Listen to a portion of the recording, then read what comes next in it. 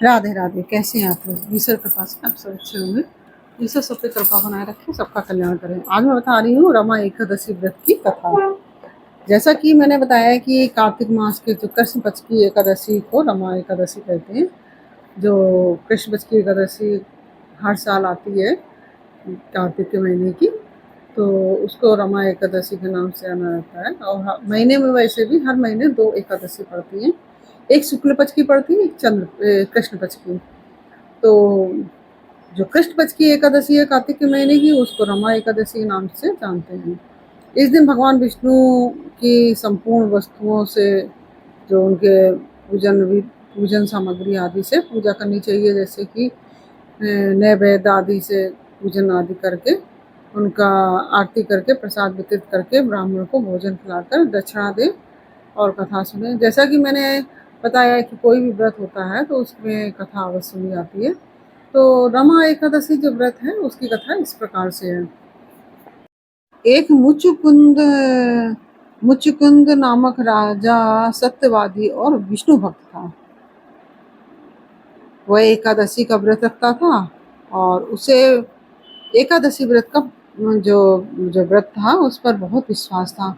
इससे वह प्रत्येक एकादशी को व्रत रखता और राज्य की प्रजा से भी एकादशी का व्रत कराता था। जो उसके राज्य की प्रजा थी उससे भी एकादशी का व्रत करवाता था। उससे उसके चंद्रभागा नामक एक कन्या थी। उसके जो एक कन्या थी उसका नाम था चंद्रभागा।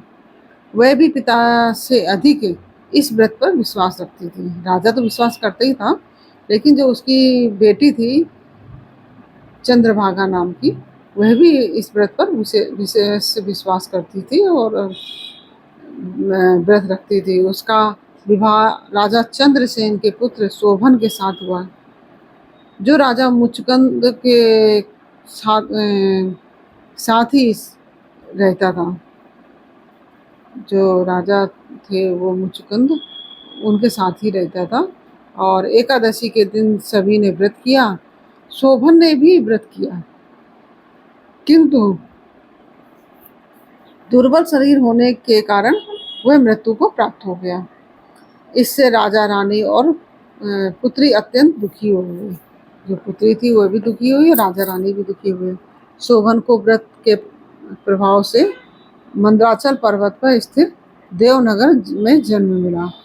वहाँ इंद्र के समान आनंद लेने लगा वह, और गंधर्व और अप्सरा उसकी स्तुति करते थे। एक दिन राजा मुचकुंद मंदराचल पर घूमने गए तो वहाँ पर उन्होंने अपने दामाद को देखा, तो उन्हें आश्चर्य से देखते रह गए। और सब वृतांत वह घर आकर अपनी पुत्री को बता दिया।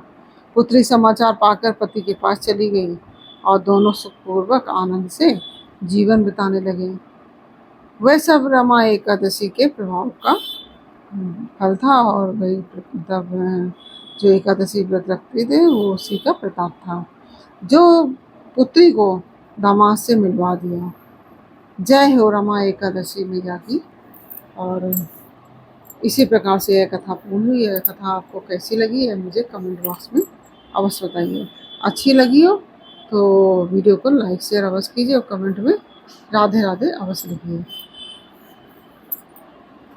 फिर मिलते हैं आपसे अगले वीडियो में एक नई कहानी, एक नई जानकारी के साथ। तब तक के लिए राधे राधे।